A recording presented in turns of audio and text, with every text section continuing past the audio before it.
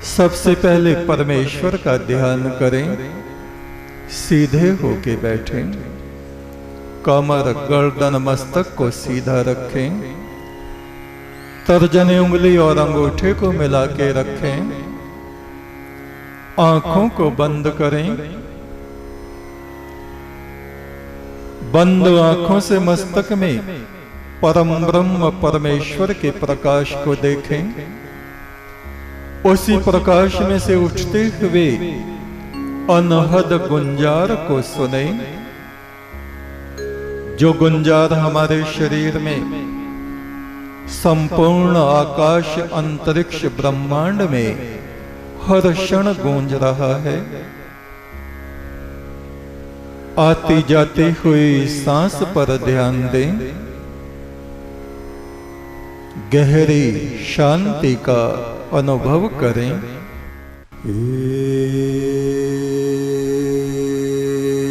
एक तो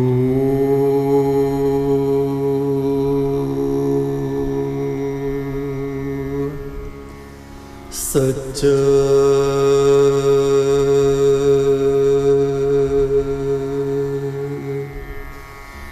तेरा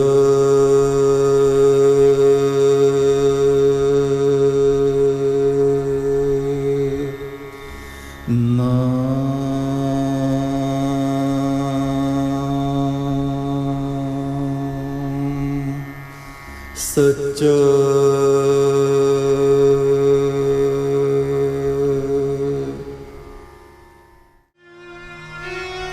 वो किसी की बात सुनता नहीं था, ना किसी ऋषि की, ना मुनि की, ना अपने गुरु की। गुरु के वचन को हमेशा हवा में उड़ाता रहता। उसने एक हाथी का बच्चा पाल लिया। गुरु ने कहा, पुत्र, ये जंगली हाथी ऐसे होते हैं, जब ये युवा हो जाते हैं और इनमें मद फटता है तो ये किसी को देखते नहीं, चाहे इनका पालन पोषण करने वाला हो, पालने वाला हो, उसी को जान से मार डालते हैं। तुम इस बच्चे को वन में छोड़ दो। उसने कहा, क्यों छोड़ दो? मेरा हाथी है, मैं क्यों छोड़ूं? मैं तो नहीं छोड़ूंगा। वो सिद्ध वहां से स्थान त्याग के थोड़ा दूर रहने लगे। समय व्यतीत हुआ, वो हाथी का बच्चा युवा हो गया। दक्षिण की हवा जब चली तो उसके मस्तक में मद फट गया और वो उन्मत्त हो गया। पेड़ उखाड़ डाले, पशु पक्षियों को मार डाला। स्नान करके वो आता था उसको पालने वाला, गोत्री उसका नाम था, गोत्री। और उसने देखा आज हाथी बड़ा मस्त है, उसकी तरफ को हाथ हिलाता हुआ आया और हाथी ने उसको सूंड में लपेटा और पटक दिया, पैरों से कुचल कुचल के मार डाला। दूसरा जन्म इस तरह से उन लोगों का ये समाप्त हुआ। तीसरा जन्म प्रारंभ हुआ। शिव ने कहा, एक ब्राह्मणों का समुदाय एक राजवंश में सेवा करता था। वहां 12 वर्ष में हस्ती मंगल उत्सव होता था। हाथियों को सोने चांदी से सजाकर ब्राह्मणों के एक विशिष्ट वंश को उन हाथियों का दान कर दिया जाता था। जो मुख्य ब्राह्मण थे उनकी मृत्यु हो गई। उनके घर में एक पुत्र था, स्वर्ण हंस का ही वो जन्म था। उसमें उसकी आयु केवल 7 वर्ष थी, लेकिन ज्ञान पिछले जन्मों का उसकी आत्मा में भरा हुआ था। दूसरे ब्राह्मणों ने, दूसरे वंश के ब्राह्मणों ने राजा को कहा, महाराज आप जिस ब्राह्मण को सिद्ध पुरुष समझ के हस्ती मंगल उत्सव कराते हैं वो तो कभी का मर गया। अब उसका 7 वर्ष का छोटा सा बेटा है, उसको न वेद याद है न हस्ती मंगल सूत्र याद है। आपका उत्सव कौन करेगा? हम लोग कर सकते हैं अगर आप अनुमति दें, आज्ञा दें। वे धन के लालची। उन्होंने सोचा जो दान राजा उस परिवार को देता था, ये अवसर हमें मिला है, ये सब हमें मिल जाएगा। राजा ने कहा ठीक है, आप ही लोग कराना। ये बात चलते चलते चलते जब सुमेधा, वो बच्चा उसका नाम था सुमेधा, उसकी मां तक वो बात पहुंची तो वो रोने लगी। 3 दिन उत्सव में बाकी हैं पुत्र, तुम्हारे पिता आज होते तो हमें ये अपमान भरा दिन न देखना पड़ता। तुम अभी छोटे हो, न तुमने वेद पढ़े हैं न तुमको हस्ती मंगल सूत्र आता है। सुमेधा ने कहा, मां वेद पढ़ाने वाले लोग कहां रहते हैं ये बताओ। कहा बेटा वेद पढ़ने में तुझको 30-40 वर्ष लग जाएंगे। 4 वेद ऐसे ही कोई नहीं पढ़ सकता। उसको पढ़ाने वाले आचार्य हमारे यहां नहीं हैं। वे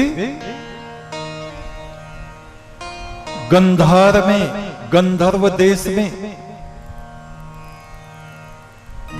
बड़े सिद्ध ब्राह्मण हैं और गंधार देश हमारे यहां से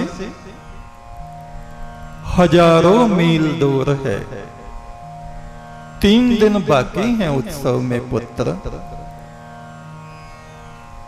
उस सुमेधा ने कहा, ब्राह्मण पुत्र ने, मां तू शोक ना कर, मुझे अपने पिछले जन्म याद हैं, पिछले जन्मों का ज्ञान भी मुझे याद है। मैं एक रात्रि में 1000 किलोमीटर दूर गंधार देश चला जाऊंगा। एक रात्रि में आचार्य से 4 वेद सीख लूंगा। उसकी मां ने अचरज से देखा, ऐसा कैसे हो सकता है? बोला ऐसा होगा, तू मेरी बात पर और उस परमात्मा पर विश्वास रख, जो मैं कह रहा हूं वो सत्य है। मां से आज्ञा लेके 1000 स्वर्ण मुद्रा लेके गंधार देश को वो रातों रात निकल गया, अगली सुबह पहुंच गया। आचार्य के चरणों में प्रणाम किया, मुद्राएं रखें, कहा, हे महाब्राह्मण आप मुझको अपना शिष्य बना लीजिए, एक दिन में मुझको 4 वेद पढ़ा दीजिए। उस आचार्य ने उस बच्चे के मुख को देखा, क्या कह रहे हो? हमको 4 वेद पढ़ने में 40 वर्ष लगे हैं पुत्र, एक दिन में तुम एक मंत्र भी याद नहीं कर सकते।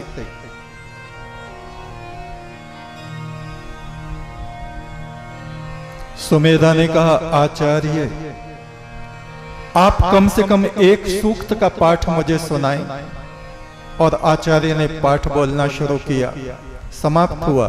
कहा, आचार्य क्षमा करें, आज्ञा हो तो कुछ कहूं।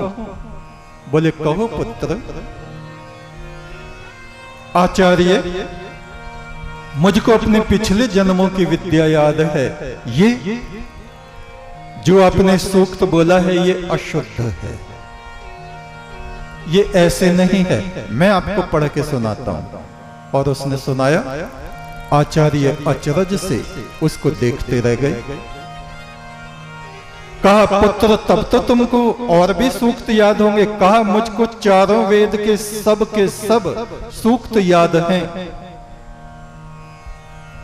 तुमको याद है तो इतनी दूर यहां गंधार देश में क्या करने आए पुत्र?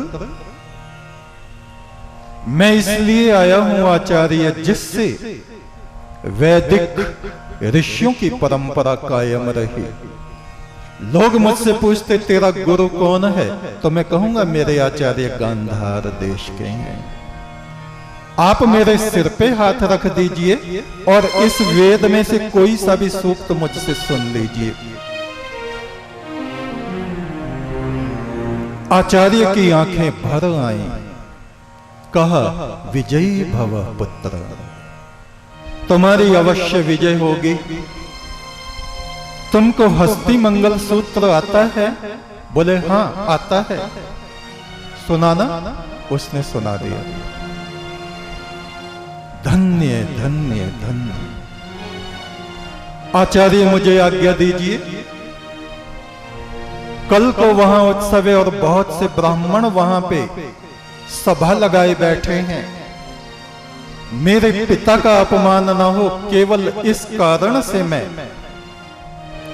उन लोगों से शास्त्रार्थ करूंगा। मैं अहंकारी नहीं हूं, मैं अपने कुल परंपरा की प्रतिष्ठा को बचाना चाहता हूं आचार्य। मेरी माता बहुत मानसिक कष्ट में है, उसको विश्वास नहीं कि मैं वेद के सूक्त सुना सकता हूं। अब मुझे अनुमति दें। आचार्य ने बड़े अचरज और बड़े हर्ष के साथ अपने उस एक दिन के शिष्य को विदा किया। तुरंत ही वो चलता चलता उस नगर में पहुंच गया। कहा मां, मैं सारी विद्या आचार्य से सीख आया। अचरज है, एक दिन में कोई 4 वेद कैसे सीख सकता है पुत्र? मां, ब्राह्मण कुल में मेरा जन्म हुआ है, तुझे ईश्वर पे विश्वास नहीं? वो ईश्वर क्या नहीं कर सकता ये बता, तुझे विश्वास है या नहीं? बोले हां है। बेटा सुनाना एक आध सूक्त। उसने सुनाया। अरे सामवेद का सुनाना, ये है। ऋग्वेद ये है, यजुर्वेद ये है, अथर्ववेद ये है। मां ने उसको कंठ से लगा लिया, हृदय से लगा लिया। अब मुझे विश्वास हुआ, अब तेरे पूर्वजों की इज्जत बच जाएगी। जा राजा को कहे मैं उस महाब्राह्मण का पुत्र हूं और मैं इन ब्राह्मणों से शास्त्रार्थ करूंगा और मैं ही तुम्हारे हस्ती मंगल उत्सव का श्री गणेश करूंगा। और मेरे जैसा दूसरा विद्वान कोई यहां नहीं है महाराज। ये मैं अहंकार नहीं करता, मैं आपको सूचना दे रहा हूं। इन ब्राह्मणों की तो वाणी भी अशुद्ध है, एक भी सूक्त ये सही से बोल नहीं सकते। आप बुलवाइए। ब्राह्मणों की सभाएं इकट्ठी थी। वे तो राजा से पुरस्कार पाने के इच्छुक थे। जरा से लड़के की चेतावनी, क्रोध से आग बबूला हो गए सब। जरा सा लड़का बात बनाता है।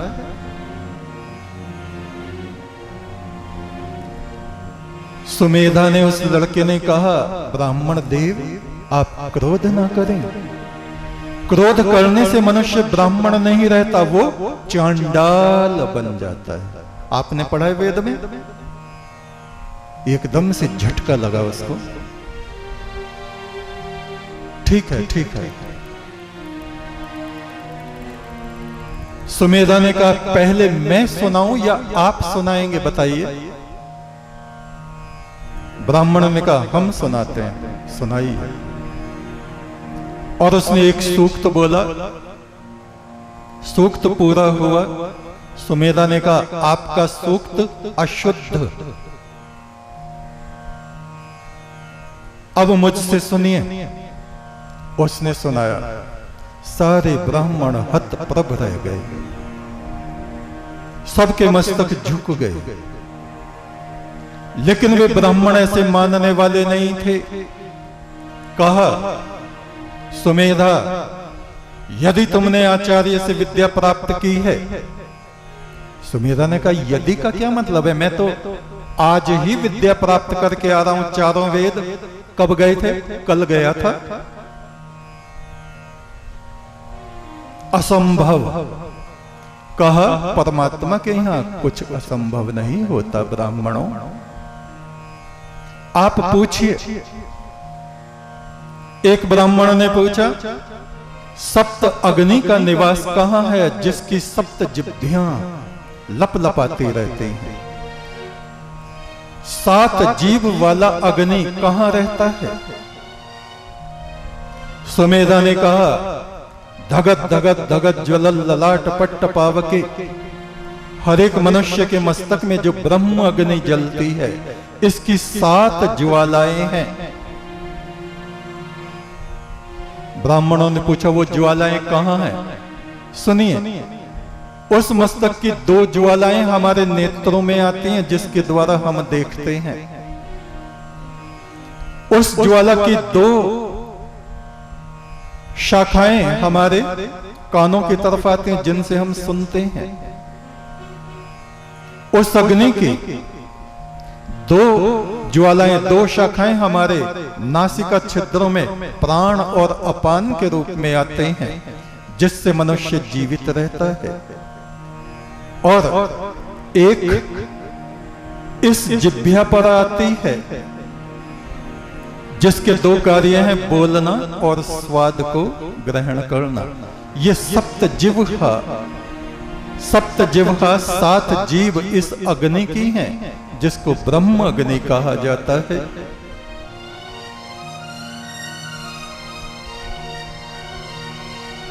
ब्राह्मणों ने पूछा, ऐसा रथ कौन है जिसमें 10 घोड़े जोड़े जाते हैं? 10 घोड़ों वाले रथ को चलाने वाला कौन है? सुमेधा ने कहा, ये जीवात्मा शरीर रूपी रथ में ये बैठी हुई है, यही इसको चलाती है। 5 ज्ञानेंद्रिय और 5 कर्मेंद्रिय, ये 10 इस रथ के घोड़े हैं।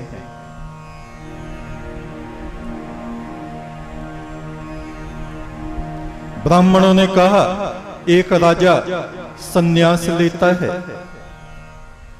एक मेहतर सन्यास लेता है एक ही दिन में, एक विद्यार्थी सन्यास लेता है, एक कारीगर सन्यास लेता है, एक छोटा बच्चा सन्यास लेता है एक ही दिन। सब सन्यास के वस्त्र पहन लेते हैं, एक पंक्ति में बैठ जाते हैं। उन सबको सन्यासी कहा जाता है। क्या वे सन्यासी हैं? सुमेधा ने कहा, नहीं। हे ब्राह्मणों, सन्यास की वृत्ति साधना से, तपश्चर्या से पैदा होती है। एक दिन में जो लाल कपड़े सबने पहन लिए हैं, उनके मन में कई महीनों तक, कई वर्षों तक ये रहेगा, मैं राजा हूं। दूसरा सोचेगा, मैं कारीगर हूं। तीसरा सोचेगा, मैं विद्यार्थी हूं। जो जो कार्य वो अपने जीवन क्षेत्र में करते रहे हैं, जो जो मानसिकता उनकी रही है, जो जो संस्कार रहे हैं, वे सब उनकी बुद्धि पर पर्दा बनकर पड़े रहते हैं। बिना तपश्चर्या के, बिना साधना के, बिना गुरु की सेवा के, बिना मौन के, क्रोध को त्यागे बिना, निरंतर साधना में लगे बिना कोई भी केवल वस्त्र पहनकर सन्यासी नहीं हो सकता। चाहे वो ब्राह्मण हो, चाहे वो मेहतर हो, चाहे वो राजा हो, चाहे वो बालक हो। एक तू सच्चा, तेरा नाम सच्चा, संसार